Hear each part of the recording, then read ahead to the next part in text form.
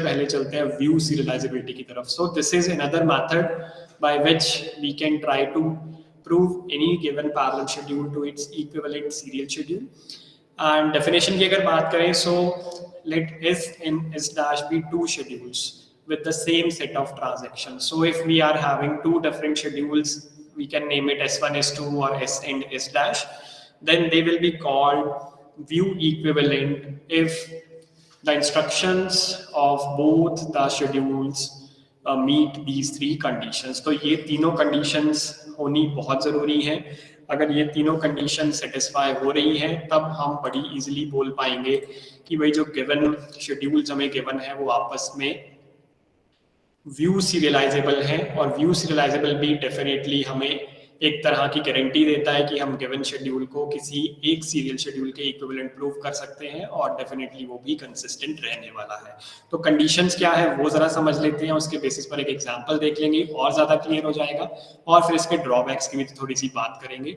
तो first number point says if in schedule S transaction Ti reads the initial value of Q, then in second schedule also Ti transaction he initial value of Q को read करे. तो भाई इस property को हम बोलते हैं फर्स्ट रीड. तो ये आपको याद होना चाहिए.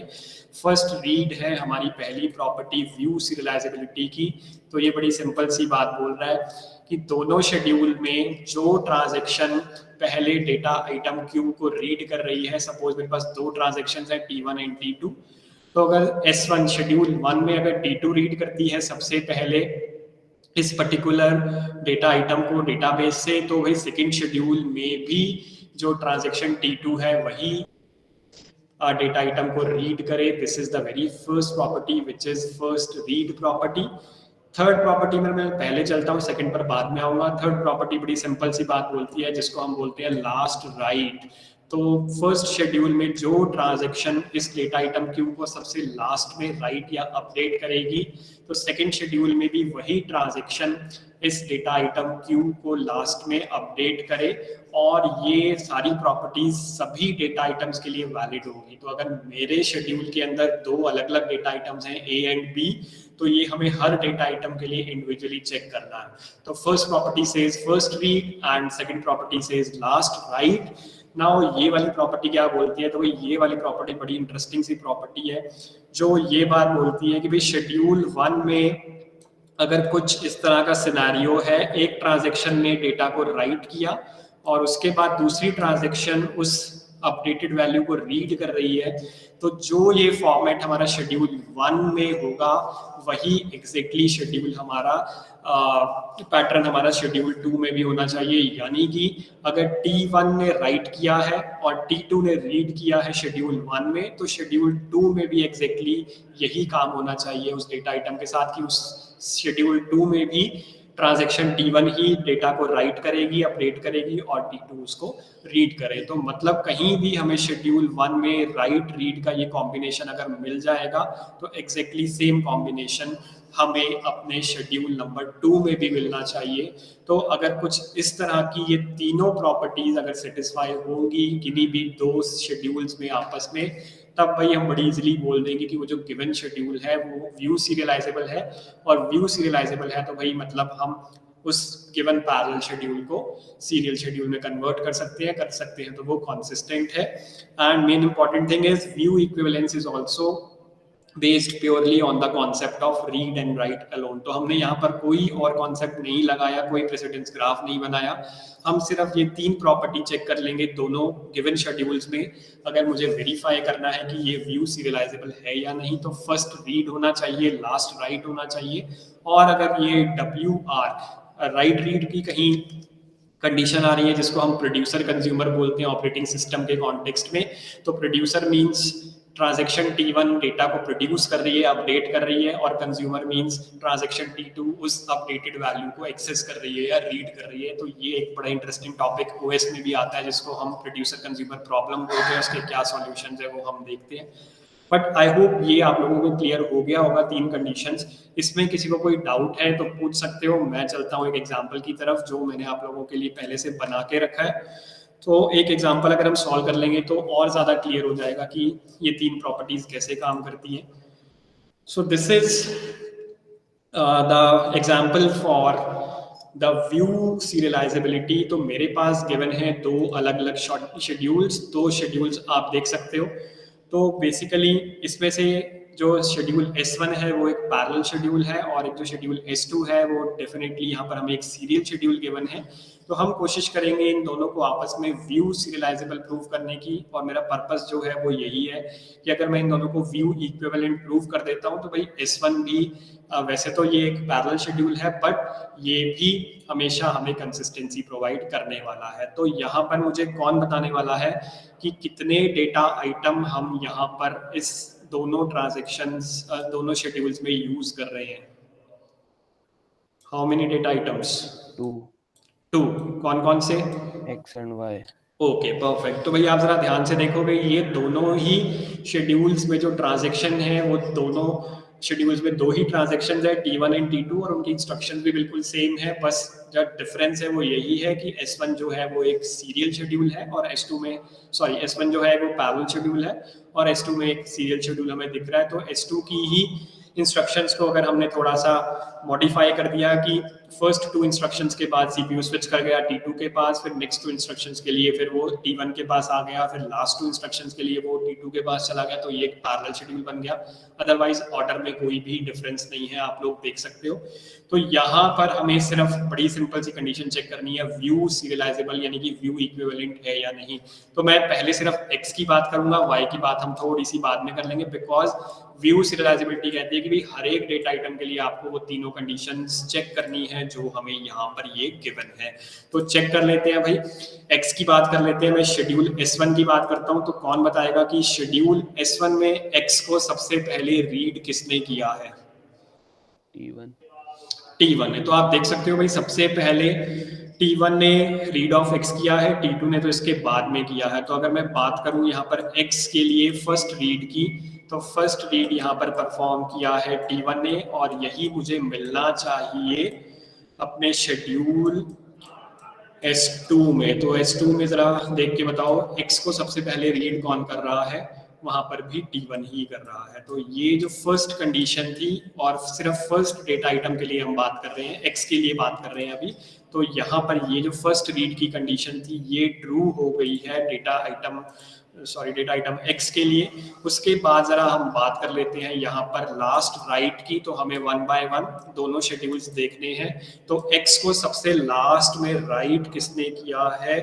तो भाई यहाँ पर आप जरा ध्यान से देखोगे, W ऑफ X यहाँ पर है और ये यहाँ पर है, तो किसने किया है लास्ट में राइट? T2। तो शेड्यूल 1 की अगर हम बात करें तो वहां पर ट्रांजैक्शन T2 ने X को सबसे लास्ट में अपडेट किया है, और अगर मैं S2 की तरफ चलूं तो यहाँ पर T1 ने तो यहीं पर अपडेट कर दिया है, और T2 ने किया है सबसे लास्ट में। तो यहाँ पर भी भाई ट्रांजैक्शन T2 ने इसको सबसे लास्ट में राइट किया है, तो ये भी बिल्कुल ठीक है। अब मुझे चेक करना है भाई कोई रीड राइट का कॉम्बिनेशन मिल रहा है X डेटा आइटम के लिए। तो आप जरा ध्यान से देखो, तो ये एक कॉम्बिनेशन मुझे मिला कि जैसे ही T1 ट्रांजैक्शन ने डेटा को अपडेट किया, उससे नेक्स्ट इंस्ट्रक्शन में ही T2 ने उस अपडेटेड वैल्यू को यहाँ पर रीड किया है। तो T1 फॉलोड बाय T2 हो गया। ये T1 अपडेट कर रहा है और T2 रीड कर रहा है। तो क्या मुझे कुछ इस तरह का पैटर्न अपने शेड्यूल S2 में मिल रहा है? यस और no? Anyone? No sir. Okay, so answer is yes. यहाँ पर रीड राइट ऑफ X किया है T1 ने, और जैसे ही T2 की बारी आई उसने उस अपडेटेड राइट वैल्यू को यहाँ पर रीड कर दिया है।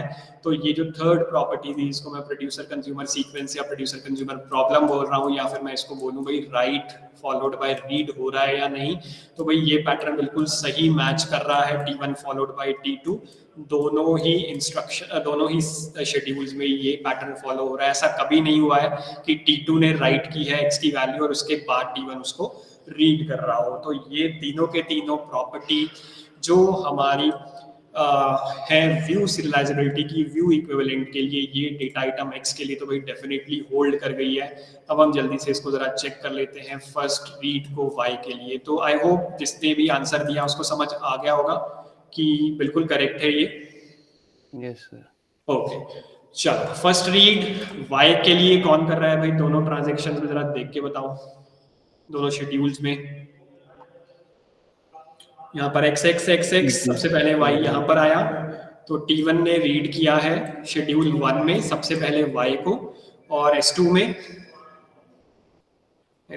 रीड ऑफ y सबसे पहले आया, तो किसने किया है? T1 ने ही फर्स्ट रीड किया है। तो सबसे पहले दोनों ही शेड्यूल्स में T1 ने रीड किया है, बिल्कुल ठीक है। लास्ट राइट की बात कर लेते हैं। लास्ट राइट y को अब हम कंसिडर करेंगे। लास्ट राइट कौन सी ट्रांजेक्शन कर रही है y के केस में? तो ये रहा भाई w ऑफ y सबसे लास्ट में मुझे मिला, यहाँ पर किया है T2 ने। What about S2? सेम। तो यहाँ पर भी ट्रांजेक्शन T2 ही सबसे लास्ट में y वेरिएबल की डेटा आइटम की वैल्यू को चेंज कर रही है। अब हम बात कर लेते हैं प्रोड्यूसर कंज्यूमर सीक्वेंस की या राइट रीड कॉम्बिनेशन की। तो मैं यहाँ अगर बात करूँ शेड्यूल 1 की, तो ये मुझे एक सीक्वेंस मिला है जिसको हम बोल रहे हैं प्रोड्यूसर कंज्यूमर सीक्वेंस। तो T1 अपडेट कर रही है y की वैल्यू और T2 इसको रीड कर रही है। ऐसा कुछ कॉम्बिनेशन है यहाँ पर? Yes sir. यस, तो ये कॉम्बिनेशन भी मुझे यहाँ पर मिल गया। राइट ऑफ y हुआ है और उस मॉडिफाइड वैल्यू को यहाँ पर T2 रीड करने वाला है, तो ये भी बिल्कुल सही है। तो भाई बिल्कुल सही है। तो ये दोनों शेड्यूल्स जो हैं वो व्यू इक्विवेलेंट हैं। व्यू इक्विवेलेंट मींस भाई हम इनको कन्वर्ट कर सकते हैं। मैं इसको भी बोल सकता हूँ कि ये भी एक कंसिस्टेंट शेड्यूल है, बिकॉज ये वाला व्यू इक्विवेलेंट है इस गिवन सीरियल शेड्यूल के। सो आई होप आप लोगों को लॉजिक समझ आ गया होगा, और ये कोई डिफरेंट एग्जाम्पल नहीं है जो हमने कॉन्फ्लिक्ट सीरियलाइजेबिलिटी में लिया था, वही वाला एग्जाम्पल है ये। उसको ही मैंने प्रूव कर दिया है कि भाई ये व्यू इक्विवेलेंट भी है। अब हम चलते हैं कुछ और इम्पोर्टेंट कंक्लूजन की तरफ। तो भाई यहाँ पर ये कहता है a schedule S is view serializable if it is view equivalent to a given serial schedule। और ये बड़ी इंपॉर्टेंट बात जो यहाँ पर लिखी हुई है, every conflict serializable schedule is also view serializable। तो भाई अगर मैंने सिर्फ ये प्रूव कर दिया कि कोई given parallel schedule, concurrent schedule अगर कॉन्फ्लिक्ट सीरियलाइजेबल है, तो भाई मुझे व्यू सीरियलाइजेबल को चेक करने की जरूरत नहीं है, मुझे ये तीनों कंडीशन चेक करने की जरूरत नहीं है। हर conflict serializable schedule view serializable तो होता ही होता है, बट भाई रिवर्स कभी भी ट्रू नहीं होता। रिवर्स के लिए हमें हमेशा चेक करना पड़ता है। तो ये जो मैंने आप लोगों के साथ एग्जाम्पल डिस्कस किया, इसको हम ऑलरेडी प्रूव कर चुके थे कि ये कॉन्फ्लिक्ट सीरियलाइजेबल है। तो डेफिनेटली यहाँ पर मैंने आपको द्वारा ये प्रूव करके ये भी दिखा दिया कि ये व्यू सीरियलाइजेबल भी है। लेकिन अब बात करते हैं कुछ और इंटरेस्टिंग फैक्ट की। तो ये कहता है भाई ये जो नीचे गिवन शेड्यूल है ना, ये व्यू सीरियलाइजेबल तो है बट कॉन्फ्लिक्ट सीरियलाइजेबल नहीं है। तो सबसे पहली बात जो हमें ध्यान रखनी है कि every conflict serializable schedule is also view serialisable, जो पॉइंट नंबर 2 है। तो अगर मेरे को दोनों प्रूव करने हैं भाई, कॉन्फ्लिक्ट सीरियलाइजेबल भी बता है या नहीं, व्यू सीरियलाइजेबल भी है या नहीं। तो मैं सिर्फ अगर कॉन्फ्लिक्ट सीरियलाइजेबल चेक कर लूं तो मेरे दोनों काम सॉल्व हो गए, मुझे व्यू सीरियलाइजेबल की कंडीशन देखने की जरूरत नहीं है। लेकिन अगर मेरे से पूछा गया अभी सिर्फ ये बताओ व्यू सीरियलाइजेबल है या नहीं, तो उसमें भी हम ऐसा कुछ तो कर सकते हैं। लेकिन अगर हम अपना टाइम सेव करेंगे तो मैं कोशिश करूंगा मैं जल्दी से जरा तीनों कंडीशन ही देख लूं। लेकिन अब जरा इस बड़े इंटरेस्टिंग से एग्जांपल पर आते हैं। So below is a schedule which is view serialisable but not conflict serialisable. तो ये कह रहा है कि ये जो गिवन शेड्यूल है ना, ये व्यू सीरियलाइजेबल तो है लेकिन कॉन्फ्लिक्ट सीरियलाइजेबल नहीं है। तो कैसे नहीं है हम जरा देखते हैं। और ये फिर कहता है कि अगर ये व्यू सीरियलाइजेबल है तो मुझे तुम जरा ये बताओ कि ये जो गिवन पैरेलल शेड्यूल है ये कौन से सीरियल शेड्यूल के इक्विवेलेंट होगा। बिकॉज व्यू सीरियलाइजेबिलिटी के लिए भी किसी ना किसी शेड्यूल के इक्विवेलेंट, सीरियल शेड्यूल के इक्विवेलेंट तो होगा, तभी हम उसको बोल पाएंगे भाई ये कॉन्फ्लिक्ट सीरियलाइजेबल है या फिर व्यू सीरियलाइजेबल है। तो मैं जरा एक छोटा सा काम करता हूँ, इस शेड्यूल की ट्रांजैक्शंस को मैं थोड़ा सा चेंज करता हूँ। चलो मुझे एक छोटी सी बात बताओ, अगर मैं कुछ इस पैरेलल शेड्यूल का एक सीरियल शेड्यूल लिखूं जहां पर मैं कहता हूं पहले T27 पूरी एग्जीक्यूट होगी, फिर T28 एग्जीक्यूट होगी, उसकी इंस्ट्रक्शंस एग्जीक्यूट होंगी और लास्ट में T29 की सारी इंस्ट्रक्शंस एग्जीक्यूट होंगी। तो ये एक पॉसिबल सीरियल शेड्यूल है इन तीन ट्रांजैक्शन के अकॉर्डिंग। बिकॉज हमने सीखा था भाई तीन ट्रांजैक्शन है तो तीन फैक्टोरियल सीरियल शेड्यूल बन सकते हैं। सो this is one of the possibility among these 6 possible serial schedule. तो कोई मुझे बताएगा भाई अगर मैं ये वाला सीरियल शेड्यूल का पैटर्न फॉलो करूं तो यहाँ पर क्या चेंजेस आएंगे?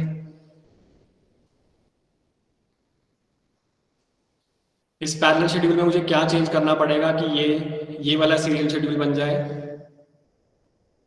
एनीवन?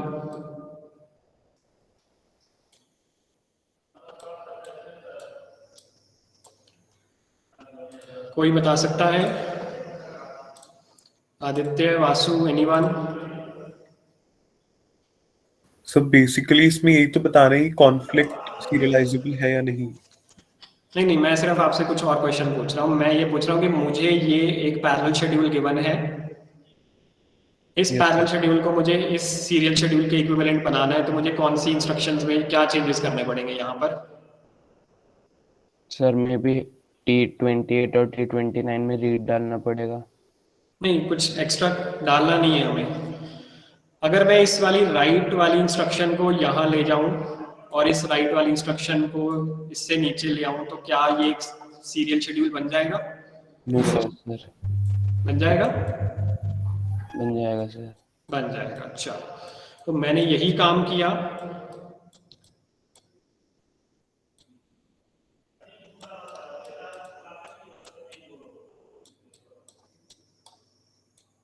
अच्छा, तो मैंने कुछ नहीं किया, मुझे एक ये ओरिजिनल शेड्यूल गिवन था। इस ओरिजिनल शेड्यूल का हमें देखो प्रूव करना है हमें किसी एक सीरियल शेड्यूल के इक्विवेलेंट। ये कहता है भाई ये व्यू सीरियलाइजेबल तो है, ये कॉन्फ्लिक्ट सीरियलाइजेबल नहीं है। तो ये व्यू सीरियलाइजेबल प्रूव होने के लिए भी किसी ना किसी सीरियल शेड्यूल के तो इक्विवेलेंट होगा। तो ये लास्ट क्वेश्चन यही पूछ रहा है, what serial schedule is above schedule, जो गिवन शेड्यूल है वो इक्विवेलेंट है। तो मैंने एक छोटा सा काम किया, मैं कहता हूँ मैं सबसे सिंपलेस्ट केस ले लेता हूँ। पहले पूरा T27 चली, फिर T28 चली, फिर T29 चली। तो उस अकॉर्डिंग अगर मुझे शेड्यूल बनाना है, तो जो गिवन शेड्यूल है उसमें मुझे इन दोनों इंस्ट्रक्शंस को स्वैप कर दूं अगर, तो ये कुछ इस तरह का सिनेरियो बन जाएगा। और ये डेफिनेटली एक सीरियल शेड्यूल है जहाँ पर T27 पहले चल रही है, then followed by T28, then followed by T29। चलो, ये सीरियल शेड्यूल तो बन गया।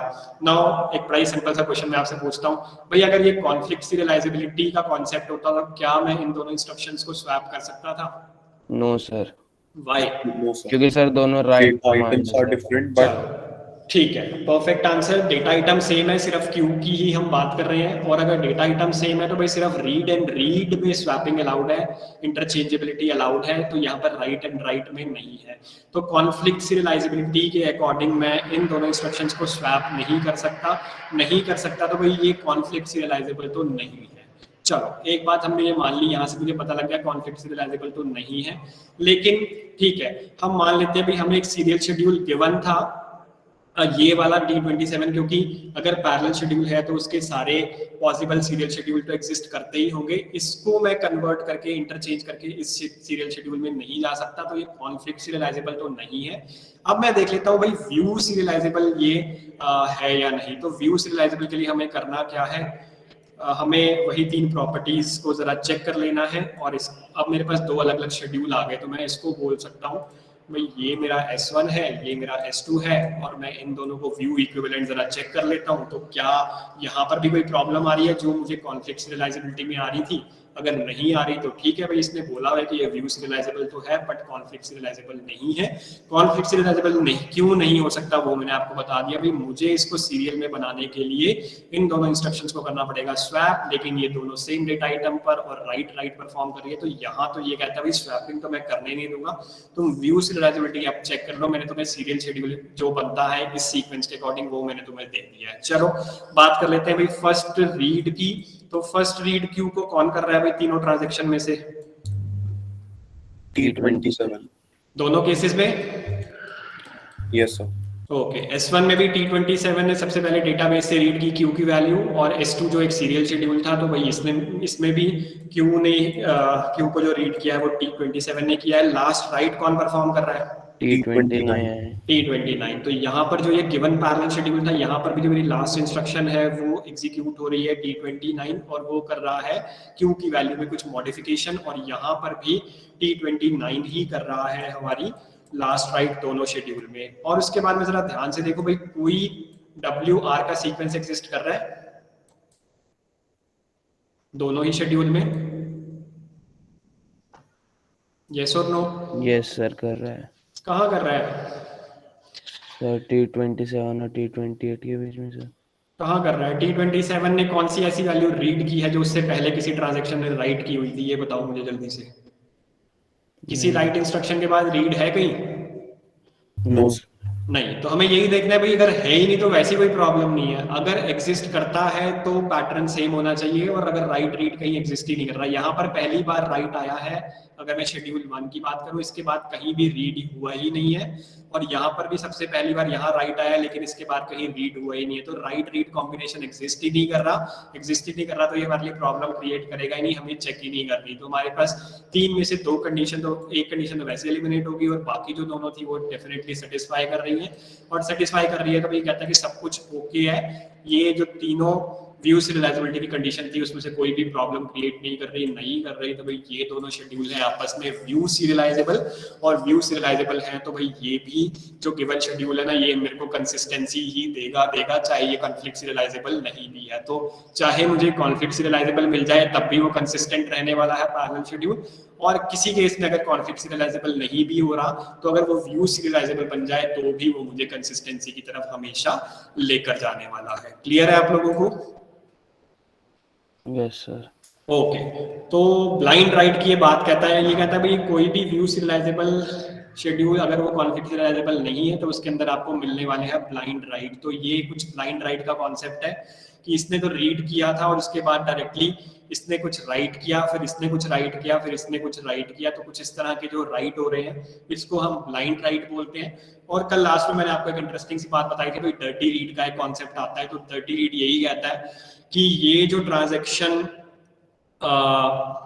सॉरी यहाँ पर नहीं है, राइट के बाद अगर हम रीड करते हैं तो वहां पर डर्टी रीड आएगा, तो नेक्स्ट उसमें आएगा। तो आई होप व्यू सीरियलाइजेबिलिटी क्या है वो आप लोगों को क्लियर हो गया होगा। तो ये जो गिवन शेड्यूल था ये कॉन्फ्लिक्ट सीरियलाइजेबल नहीं था, मैं इनको स्वैप नहीं कर सकता। और मैं किसी और तरह से भी कोशिश करूंगा ना, अगर आप देखोगे मैं सोचूं मैं T28 को सबसे पहले चला दूं तो उसके लिए भी हमें इन दोनों को स्वैप करना पड़ेगा, वो भी पॉसिबल नहीं है। और अगर T29 को भी मुझे लेके जाना है सबसे टॉप पर, तो इन दोनों को भी अलाउ नहीं करेगा, इन दोनों को भी अलाउ नहीं करेगा। तो ये किसी भी तरह से कॉन्फ्लिक्ट सीरियलाइजेबल नहीं बन पाएगा, लेकिन ये व्यू सीरियलाइजेबल डेफिनेटली है। और व्यू सीरियलाइजेबल किस लिए है? बिकॉज ये इस गिवन सीरियल शेड्यूल के व्यू इक्विवेलेंट है।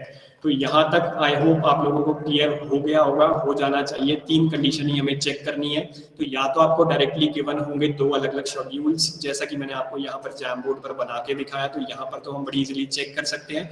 नहीं है तो ये थोड़ा सा जो लॉजिक था, ट्रिक थी, वो मैंने आपको यहाँ पर बता दी कि आपको वो डायरेक्टली एक पैरेलल शेड्यूल देकर उसके कॉरेस्पॉन्डिंग आपको सिर्फ सीक्वेंस भी दे सकते हैं, भाई इस सीरियल शेड्यूल के इक्विवेलेंट मुझे चेक करके बताओ कि ये दोनों व्यू इक्विवेलेंट है या नहीं। तो आपको पता नहीं सीरियल शेड्यूल कैसे बनाना है। तो ये ही हम एक पर्टिकुलर ट्रांजैक्शन की सीक्वेंस तो कभी नहीं चेंज कर सकते। तो अगर मुझे कुछ इस सीक्वेंस में लेके जाना है तो मैं इसको सबसे ऊपर ले जाऊंगा, तो ये एक सीक्वेंस में बन जाएगा, एक सीरियल शेड्यूल बन जाएगा। तो बड़ी सारी चीजें हैं यहाँ पर सीखने की जो आप बड़ी इजीली यहाँ पर सीख सकते हो। चलो आगे चलते हैं। तो ये कहता है व्यू सीरियलाइजेबिलिटी, कोई डाउट है? Yes sir. बोलो। सर जब भी हमें कॉन्फ्लिक्ट सीरियलाइजेबल फाइंड करना होता है कि वो है या नहीं, तो सर हमें एक शेड्यूल गिवन होता है।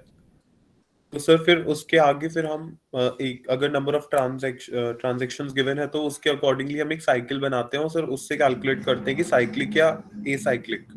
हाँ बिल्कुल। सर पर अगर हमें यहाँ पे व्यू सीरियलाइजेबल चाहिए तो sir always it is mandatory that 2 schedules will be given. हाँ उसी पॉइंट पे मैं आ रहा हूँ, इसी पर मैं चल रहा हूँ। तो ये कहता है प्रेसिडेंस ग्राफ्स को हम कॉन्फ्लिक्ट सीरियलाइजेबिलिटी के लिए तो यूज कर रहे हैं डायरेक्टली, मतलब मेरे पास एक शेड्यूल भी है तो मैं उससे प्रेसिडेंस ग्राफ से बता सकता हूँ। और अगर वो एसाइक्लिक आ जाता है तो मैं उसके बाद ये भी फाइंड आउट कर सकता हूँ कि वो किस सीरियल शेड्यूल के इक्विवेलेंट होगा। लेकिन ये कहता है प्रेसिडेंस ग्राफ को हम डायरेक्टली व्यू सीरियलाइजेबिलिटी के लिए यूज नहीं कर सकते। तो जो आपका क्वेश्चन है उसका आंसर आई होप आपको मिल गया होगा कि आपको वो 2 शेड्यूल हमेशा देगा ही देगा। तो वन मोर क्वेश्चन, तो ऊपर भी आपने एक चीज बोली थी कि अगर हमारा कॉन्फ्लिक्ट सीरियलाइजेबल है तो वो व्यू सीरियलाइजेबल डेफिनेटली होगा। पर अगर वो व्यू सीरियलाइजेबल नहीं है, it is not, vice versa is not true. अगर वो व्यू सीरियलाइजेबल है तो कंफर्म नहीं है कि वो कॉन्फ्लिक्ट सीरियलाइजेबल भी हो। Yes sir. और सर अगर व्यू और कॉन्फ्लिक्ट में से कोई भी एक है तो वो कंसिस्टेंट है। हाँ बिल्कुल। Okay sir. ठीक है, चलो तो भाई ये कहता है कि हम व्यू सीरियलाइजेबिलिटी के लिए 3 कंडीशन है जिसमें हम read write final read initial read या फाइनल राइट चेक कर रहे हैं। तो भाई उसके अलावा प्रेसिडेंस ग्राफ हमारा यूज नहीं हो सकता जस्ट लाइक कॉन्फ्लिक्ट सीरियलाइजेबिलिटी। और एक बड़ी इंपॉर्टेंट बात यहाँ पर लिखी हुई है कि ये कहता है कि जो व्यू सीरियलाइजेबिलिटी की हम कॉन्सेप्ट लगा रहे हैं, ये अगर मैं एल्गोरिथम्स की बात करूं तो उसमें एक एनपी कंप्लीट प्रॉब्लम है। तो जब आप पढ़ने वाले हो नेक्स्ट सेमेस्टर में आई थिंक 4th में ही होता है या 5th में होता है जिसको हम बोलते हैं design and analysis of algorithm, तो वहां पर आप पढ़ोगे कि एल्गोरिथम की बड़ी सारी कैटेगरी होती है, एक पी प्रॉब्लम्स होती हैं, एक एनपी प्रॉब्लम्स होती हैं, एक एनपी कंप्लीट प्रॉब्लम्स होती हैं। तो ये एनपी कंप्लीट सबसे टफेस्ट प्रॉब्लम में आती है, तो इनको सॉल्व करना, इनको सॉल्यूशन लेना। तो मैं सिंपल सी बात अगर अभी के लिए आपको समझाऊं तो भाई इनकी टाइम और स्पेस कॉम्प्लेक्सिटी इतनी ज़्यादा है, टाइम कॉम्प्लेक्सिटी इतनी ज़्यादा लगने वाली है, कॉस्ट इतनी ज़्यादा लगने वाली है, तो भाई इसको फाइंड आउट करने के लिए अभी तक कोशिश नहीं की गई है। हम सिंपल सिर्फ 3 पॉइंट चेक कर लेते हैं और उसके बेसिस पर बोल देते हैं भाई व्यू इक्विवेलेंट है या नहीं है। तो existence of N efficient algorithm, जो इसको और बेटर वे में जस्ट लाइक हमने प्रेसिडेंस ग्राफ से बिल्कुल 100% बता दिया था कि क्या हमारे पास होने वाला है, तो उस तरह का सॉल्यूशन हमारे पास व्यू सीरियलाइजेबिलिटी में अभी भी नहीं है। तो ये कहता है प्रैक्टिकली अभी तक जब से ये प्रॉब्लम्स बनी है तो हम इन 3 कंडीशंस को ही चेक कर लेते हैं और उसके बेसिस पर ही अपना आंसर बता देते हैं, येस और no, whether it is view equivalent और नॉट। तो ये बड़ा ही इंटरेस्टिंग सा कॉन्सेप्ट आप लोग पढ़ोगे design and analysis of algorithm में। तो पी प्रॉब्लम्स होती हैं, polynomial problems, non polynomial problems, then non polynomial complete problem. तो ये सबसे कॉम्प्लेक्स और सबसे हार्ड काइंड ऑफ प्रॉब्लम है एल्गोरिथम्स के कॉन्टेक्स्ट में। तो view serializability is a kind of that particular category. चलो उसके बाद भाई यहाँ पर इसने चैप्टर एंड कर दिया और उसके बाद मैं इसकी डिटेल में नहीं जा रहा हूँ। तो ये कहता है कुछ और भी कॉम्प्लेक्स सिनेरियो, इससे भी ज्यादा कॉम्प्लेक्स सिनेरियो आ सकते हैं। तो ये जो गिवन शेड्यूल है ना भाई, ये कहता है कि ना तो ये कॉन्फ्लिक्ट सीरियलाइजेबल है और ना ही ये व्यू इक्विवेलेंट है, यानी कि व्यू सीरियलाइजेबल है। लेकिन भाई ये जो आउटपुट मुझे देगा ना वो सीरियल शेड्यूल इस T1 फॉलोड बाय T5 के इक्विवेलेंट आ जाएगी। तो भाई यहाँ पर मैं इस पर्टिकुलर स्टोरी को तो खत्म करता हूँ और इसने जरा इन दोनों वैल्यूज के अकॉर्डिंग मुझे फाइनल रिजल्ट भी बताकर देखा हुआ है। तो आप इसको अपने लेवल पर ट्राई करना, मैं ये आपको नहीं करके दिखाने वाला। बट बड़ी इंटरेस्टिंग सी इसने बात बोल दी कि ये जो गिवन पैरेलल शेड्यूल है ये इक्विवेलेंट, तो यानी कि ये सीरियलाइजेबल है। अगर मैं T1 फॉलोड बाय T5 चलाऊंगा तो ये बिल्कुल फाइनल ए और बी की वैल्यू बिल्कुल सेम देने वाला है, कंसिस्टेंट वैल्यू